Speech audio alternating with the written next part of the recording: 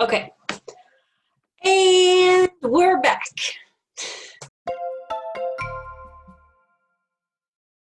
Oh, here's Liz. Hi. Hey, How are you? I'm good. How are you? Good. Thank you so much for taking this time. Of course, of course. So we are actually recording already. Great. So, Perfect. so before we get started, I wanted to just again thank you for these amazing earrings that you made for me.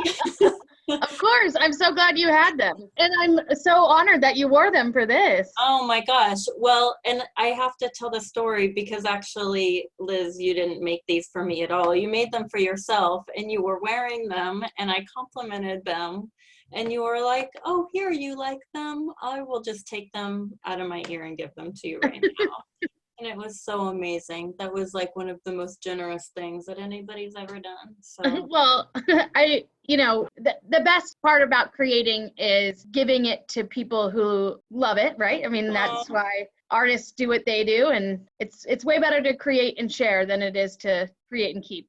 it doesn't really surprise me because that is just who you are, is this amazing, generous, compassionate person. And it shows up in everything that you do, whether it's your art or how you lead Just Food. So thank you for all that you give to people in our community, Liz. Well, I guess we never did introductions. So I'm Lea Roselyn with the United Way of Douglas County, and I'm here with Elizabeth Keever, the Executive Director of Just Food. Liz, do you want to give like the Just Food elevator pitch real quick or mission statement? Okay.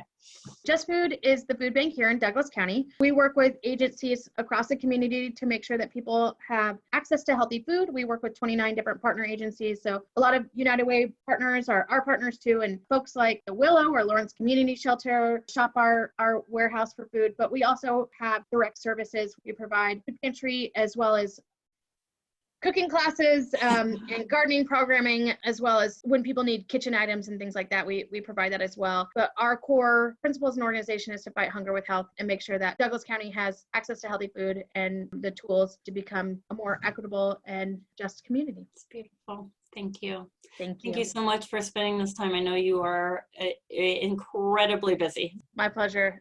It's truly an honor, and it's pretty amazing being at the position that I am through this pandemic, because I've had the really amazing, fortunate position to see from not only the folks who are utilizing our services, but also supporting the work that we're doing from both ends, and just hearing the generosity and compassion and appreciation. It's been a really emotionally difficult, but such a validating experience when it comes to the work that we're doing every day. It's just been really beautiful to hear so much support between the folks who thank us every day as they drive off with cars full of food, to the donors who bring in lunch and cookies, and just people who are just supporting us in every capacity. It's just been we've been really fortunate. That's amazing.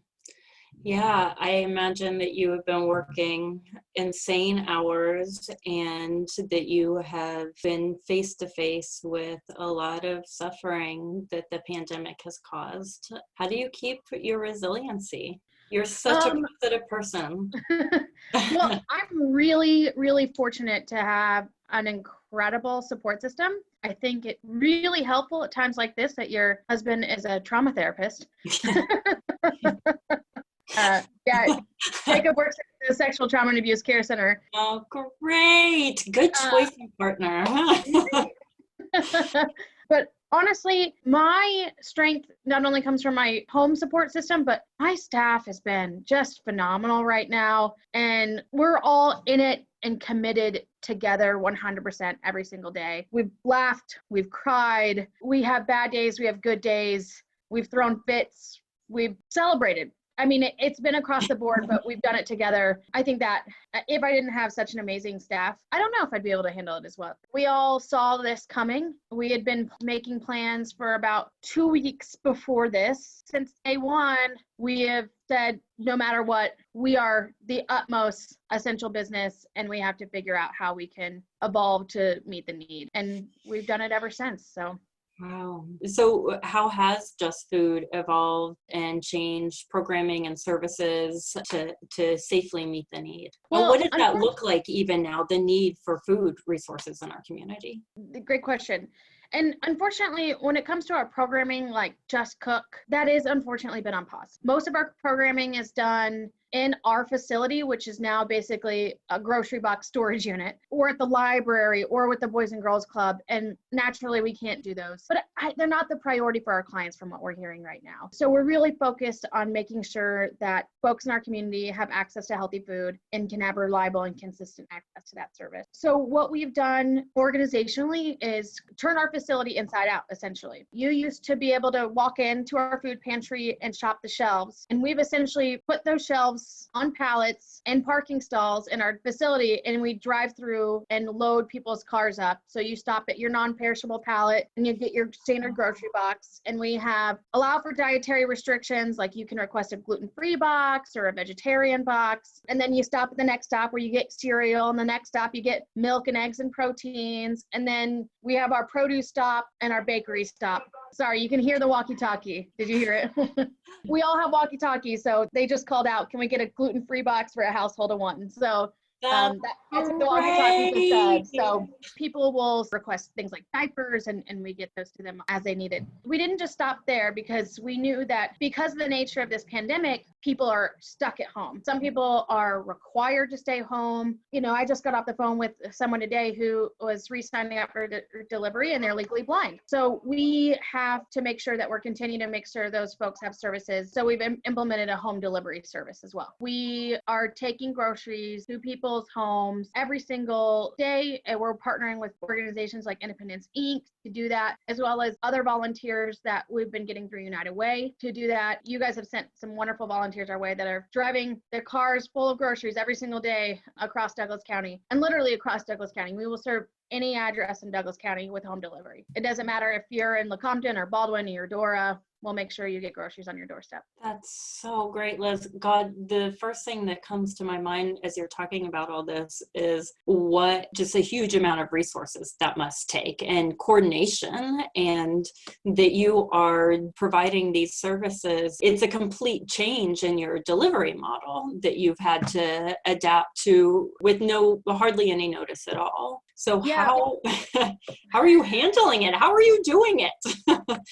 So we started meeting 2 weeks prior to the shutdown to formulate a plan. The Finance and Executive Committee started meeting. We were really fortunate that we felt like this was coming down the hopper, because we ordered our first round of pallets of food for the system a week in advance. So we got really lucky that we were able to get a shipment in advance before there was a lot of interruptions in the food chain. So we placed our first order for an entire semi-load of product that week before, so March 7th. So that was really helpful that we were doing a little bit of planning. But I was having conversations with Renee and Dana Ortiz in advance of this. We had several conversations about what's our plan, how will we coordinate this, what does this look like? And it was nice to have some partners to help kind of talk through ideas with and think about how this works. But this is really funny. Back in the day, back in like 2012, this system is similar to how we used to hand out Thanksgiving and Christmas meals. Oh, so you had sort of a framework to model to work from. Yeah, so I knew how we did that then. So I knew that it was possible. Our facility is kind of nicely situated for a drive-through because we have one entrance and one exit. Right. We just pulled an old school playbook out of Just Food's handbook and said, okay, we're doing drive-through again. There were days where it felt just like that, because we have had snow, we have had rain, we have had thunderstorms, and we've all had sunburn. So it's thank you, Kansas. The weather. ultimate Kansas moment. Oh my gosh. So, wow. Well, have you and your staff been staying healthy for all of this? And you're Absolutely. Everyone has stayed really healthy. We are doing temperatures every morning. So we're making sure that even though everyone says they feel healthy, we're checking. Also grateful for the masks we've been getting so we can keep everyone safe. And Senior Resource Center, since their facility was shut down, they brought us all their disinfecting stations. So we have them all over the facility. That's great. We have all the resources necessary to keep everyone healthy, which is really great. And the volunteers have been amazing. There's a group of teenagers from the high school who have been volunteering regularly. It's just really nice. I think just to choose to use this time to learn in a new way. They're doing their morning schooling, and once that's done at noon, they start showing up. And a lot of them are a part of the Lawrence High baseball team, I think. Oh, that's great. It is really great. It's just so nice having volunteers that typically we wouldn't be able to have because they're in school while we're doing it, and they're choosing to be here. So just grateful. And really, it's a great educational opportunity. They're the perfect folks to do it. They're our lowest risk group, and they see it as their opportunity to give back. So yeah. So could you use more volunteers, and who do people contact if they're interested? Yeah, absolutely. We can definitely use more volunteers. We are looking into releasing our phase 2, reopening and expanding hours for distribution. So we are going to need some more volunteers to help us. We're going to add more days of distribution. Right now, we're only distributing on Wednesdays and Fridays, and then doing deliveries on the alternate days, but we're going to go to 4 days curbside distribution. So we will need additional help for that. And if anyone is interested in helping out, we'd be so grateful. They email us at volunteer@justfoodks.org. They'll be reaching Cole, and Cole will get you signed up. We just ask that folks who volunteer be very mindful of how they're feeling, taking temperatures, and making sure that they're following CDC guidelines. If you're regularly visiting family in, say, Kansas City, where there's high density of folks that have COVID-19, maybe it's best that you wait 2 weeks before you volunteer. And so being really mindful of the folks that are volunteering, asking that they're practicing social distancing in their lives so we can make sure that Just Food is healthy and safe, great place to be for all the volunteers and for staff. Some measures into place just in case anything could happen. We have a group of Team B to come in if there's ever an illness at Just Food, and luckily we've not had to tap into that. We do have some systems put in place that we can continue to operate organizationally if anyone were to be infected. Thank you for your foresight and planning. That's incredible. And I'm glad to hear that everybody's been healthy. And yeah, as you were talking about really encouraging the people that volunteer with you to practice CDC guidelines. And I was thinking about how important it is, particularly with a lot of the highly vulnerable folks that you serve and work with at Just Food. Yeah. It's something that I think Douglas County has been really good at is making the connection between food and health. I was thinking earlier today about how lucky we are. I was reading about your USDA boxes that you're getting, and I want you to talk about that, but feeling so just grateful that that's available in our community to keep people not just fed but healthy. And thinking about the history, certainly government commodities are better than not having any food at all, but we know what that's done to certain communities of people historically and has not fostered health and is in fact fostered certain illnesses in communities. Can you talk a little bit about sort of how Just Food or you see the connection between health and food, and then use the opportunity to talk about the USDA boxes that you're doing? Yeah. Well, disproportionately, the folks that we serve are impacted by food-related illnesses. So whether that diabetes or high blood pressure, hypertension, and I can't remember the statistic off the top of my head. It's on our annual report if you're interested on our website, but it's something around 36, I believe, of households have at least one member with diabetes in their households. We have a moral obligation as an organization to address hunger in the healthiest way possible, because the folks that we serve are the most vulnerable. They're also way more likely to be medically uninsured and not have the financial resources to be able to cover the cost if there is an illness. And in fact, an illness is a very high percentage of the reason why folks end up having to use our services in the first place. Mm. So we always say it, but we choose to fight hunger with health. And when we're open on a regular basis, our pantry is designed to prioritize healthy eating. So the lowest point value item at Just Food is fresh produce, and that's the largest volume you can get for your point. And we wanted to make sure that as we did curbside, fresh produce maintained a priority. We were bringing in pallets of apples and oranges and lettuces and things like that. But one really great, amazing opportunity that has come through the USDA is this Farmers to Family Food Program. And essentially what this program does is it incentivizes farmers, and particular farmers who have the ability to do some sort of purchasing and packing, to create boxes for fresh produce distribution. All the fresh produce was grown in America. So right now we are working with Scotty Thelman with Juniper Hills Farm, who's packing those boxes. Of course, we wanted to make sure it's a mixture of fresh fruits and vegetables. So naturally in Kansas right now, we're not able to buy local apples, but we do have local romaine in the box. But it's in the boxes, it includes potatoes, apples, oranges, carrot, romaine. It's a really great mixture of fresh produce for folks to take home. And household sizes 1 to 2 get 1 box, 3 to 4 gets 2 boxes, and then 5+ gets 3 boxes. That's so great. And you can get them every week. So we encourage people to come drive through every week. You'll get additional boxes. And the boxes, as we can get sourcing on local foods, it'll be a mixture of local and regionally / US source product. And we will have them available no matter what for the next 6 weeks, and likely the contract will continue. That's beautiful. Gosh, thank you so much for bringing that amazing resource into our community. Well, we're really lucky to have local farms. I mean, it's a lot of extra work to do a USDA contract. It's not easy, and they saw an opportunity to bring a lot of free produce to Douglas County, and he jumped on it. So big shout out to Scotty Thelman and Juniper Hills Farms for seeing an opportunity to benefit the community. And there was a 3-day turnaround on that contract submissions, and we called Kim Kreiner at the county, called Scotty, did an emergency Zoom, got the application submitted in 48 hours, and oh my gosh. made it happen. And a couple days later, we've got 4 pallets of amazing fresh produce on our doorstep. So that's so exciting. Congratulations. yeah. And in this produce also, if people sign up for home delivery, this produce is also available for home delivery as well. Awesome. So yeah, can you briefly walk through how somebody qualifies for Just Food services and the process of getting signed up?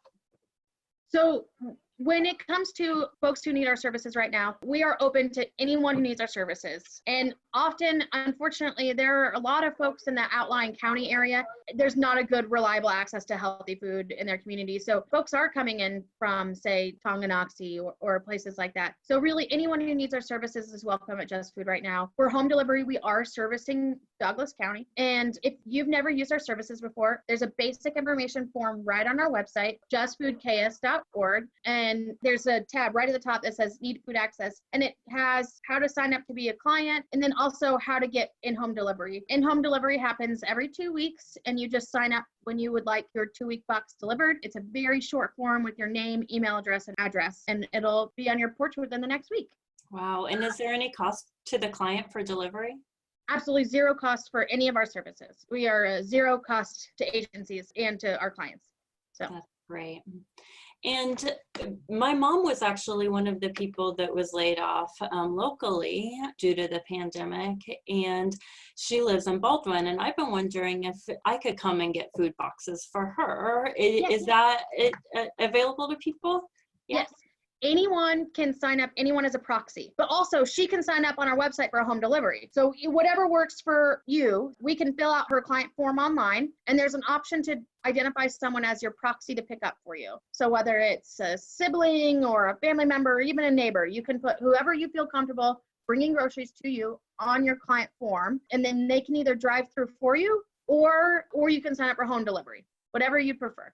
That's awesome. I want people to have an understanding about what the need is in our community. And what food insecurity looked like before COVID outbreak and what it looks like now. Before the pandemic, 19,000 Douglas County residents needed food assistance in some capacity. That's based on census data that's been collected and is from Feeding America's kind of best information when it comes to that. But unfortunately, we in Douglas County are one of the highest unemployment rates in our community, and we're number 5. And unfortunately, that means a significant number of new folks are using our services that have never used our services before. So as of right now, it's 49% of the clients who are driving through have never had to use our services before and are first-time clients. It was really interesting to try to figure out how many folks we were going to serve. Every day we get a stack of new client applications, well over 1,500 new client households. So I don't know how many unique individuals that is. Wow. But we've done over 10,200 curbside distributions. Oh my gosh. Wow. What's the best way that people can support Just Foods to enable you all to continue to provide your amazing services?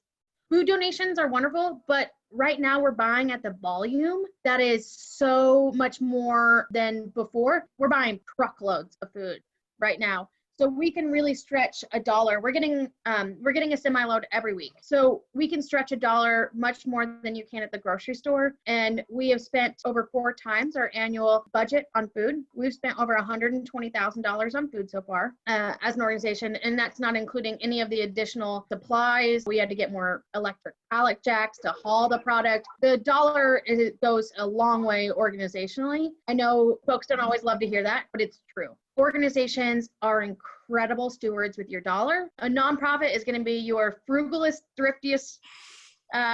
We will stretch that dollar no matter what. We do everything we can to be good stewards with the charitable dollars. And this is a good testament to how important it is to give nonprofits financial resources to do the work that we're doing, because we're really fortunate to be in the position to be able to order that truckload in advance of all of that. And if it wasn't for the generosity of this community, we wouldn't have had the financial means to do that and to be prepared for that. So it's truly a testament to how important it is to support local nonprofits, because we're the first line of defense for this community. And whether it is the community shelter or the Willow or Senior Resource Center, we all play a part in addressing this. No matter where your dollar goes organizationally, it makes a huge impact. Absolutely. You know, I've seen in the news other community food banks who have not been able to continue providing adequate food or have been hit really hard, have even closed in the midst of this time that people are relying on social services more than ever. And with unemployment benefits taking a long time and backed up, and other state and federal benefits more difficult to access, it's even more important that our community nonprofits are supported and have the capacity for fast and continued action. I have been thinking about Just Food a lot, not only because of the amazing work that you're doing, but also I've been concerned about how the pandemic and its impact on your fundraising will be, and how that might impact your ability to continue providing all these amazing services that you do. You did a lot of awesome dinners, and I see the Food Truck Festival poster behind you, which my family and I were talking about yesterday, saying, I hope that still happens and what's going to happen. Yeah, so if you want to give updates about that, but also what can people do in lieu of those in-person events happening? And if you want to talk about your budget. Yeah, absolutely. Well, this is a challenge. It's a scary time for us organizationally, because as an organization, 88% of our funding comes from local charitable giving in Douglas County. A quarter of that is from fundraising events. It is scary when you know an entire quarter of your organization's operating budget is based off events that you don't know if you are going to be able to have this year. We've already postponed this, but let's be honest, who's going to feel comfortable even 2 months from now going to a 5,000 person event? And that's a reality that we are facing as an organization. It's a really interesting thing, because we were celebrated for so long of being this financially independent organization that has fundraisers that pay for our general operating expenses. And it's great. The community is chipping in through these fundraisers and stuff like that, but it's really scary to see what a future is like for our organization without the ability to have fundraisers, because it's become such a staple for us organizationally on how we raise money and how we do community engagement. I will say this though, I think if there's one thing that this pandemic has brought to light, it is the reality of food insecurity in America. As unfortunate and fortunate as this is, hunger was always there. But now that so many more people got closer to it than they ever have before, I think people will appreciate the need of access to basic healthy food is a human right. So I'm really hopeful that people will continue to see that and believe that and know that organizationally here in Douglas County, we are committed to that. So we need to maintain fundraising. We lost our largest food drive of the year. We used to do Stamp Out Hunger the second week in May, and we do need people to continue to charitably give. And people have been generous. You know, folks like Midco made a very significant donation to help us. We've been lucky, but I want to really encourage people and challenge people to remember that you might feel like we're in recovery now, but organizationally, we'll still be in recovery 6 months from now. And that folks who had economic impact now will continue to be recovering 6 months from now. And we need to maintain our support for entities who are providing basic needs. And we are committed to making sure that no one in Douglas County goes hungry. And that's now and that's throughout the entire year. And we know that once we get to physically open up our doors again, our numbers will be higher and that this economic impact is going to be lasting. So we need folks to give now, but also consider maybe a monthly contribution so that your commitment to access to healthy food is something that you do throughout the year and not a one-time expense. I think some people are experiencing food anxiety, maybe some people for the first time in their lives when they go to the grocery store and they see empty shelves, or they're worried about not being able to continue to feed their families, and the terror that can fill you with of not knowing if you'll be able to provide for your children, not knowing if you'll be able to continue to meet your own nutritional needs is a horrible feeling. And that feeling that some people are experiencing for the first time are the daily reality for a lot of our community members, that this is not a new experience. Maybe it's a deepening or a worsening, but that this anxiety over being able to feed your children is constant. Absolutely. So I really appreciate you highlighting that this is not a need that only exists in a crisis, and that continued giving is really important. How would one go about making a gift to Just Food? So if you go to our website, justfoodks.org, and right at the top of the bar, there's a donate button. We also have a PayPal. So if that's the way that you prefer to give, you can give through PayPal, but plain old Jane check works too. If you want to drop that in the mail, we're at 1000 East 11th Street. Our food ordering, the average family, it costs us $20 to provide a 2-week supplement of food. So when you're giving, take that into consideration. I don't want to repeat too much, but I walk through some of the items that people are able to get, but it includes things like cereal and fresh bread and milk and eggs and a really great supply of products that are pantry staples. So that goes a long way, and people are able to get a really wide variety of stuff. So for only $40 a month, essentially you can feed a family. That's great. Is there anything else that you want to talk about Just Food? Share about any other? Yeah. Anything else? Well, so there are so many folks right now who are getting scared. Things are getting tight, and you may have never used anything like a food pantry before. And that is so scary. And I want people to know that you can ask for help, and that it's okay, and that we're here, and there's no taking it away from someone else, because this community wants to make sure we're all fed. And this community has shown time and time again that we're committed to that. And everyone in our community has taken care of someone else at some point in time in their life. And this is our way to help. And we want you to know that if you're embarrassed to drive through, we'll bring it to your doorstep. If you are scared to leave your house, we'll make sure you get food. So just go on our website, fill out that form. We're here for you, and let us know what we can do, because we want to make sure everyone in our community doesn't have to worry about food, because we have so much more to worry about right now. No one should have to worry about where their next meal is coming from. And no one needs it more or less than anyone else, because food is a basic human right, and we all deserve to have access. So please, please, please, please, if you need food, if things are getting tight, if this would make things a little bit easier for you right now, then please sign up because we're here. Thank you, friend. Yeah. It's been really interesting because I am so proud of my community, and there's been some folks who've reached out to me personally who are friends who have never had to use our services before. And, you know, a couple people reached out to me and just scared to do it, scared to say, I need help. So I want to do whatever I can in my capacity to tell people it's okay. So many of my personal friends, so many people I know from eating out downtown or grabbing a drink downtown. This is impacting everyone in our community, and we are ready to take care of everyone. Let us know what you need, and we're here. Thank you. Seriously. Thank you, Liz, and thank you to your team at Just Food for all that you give and all the compassion.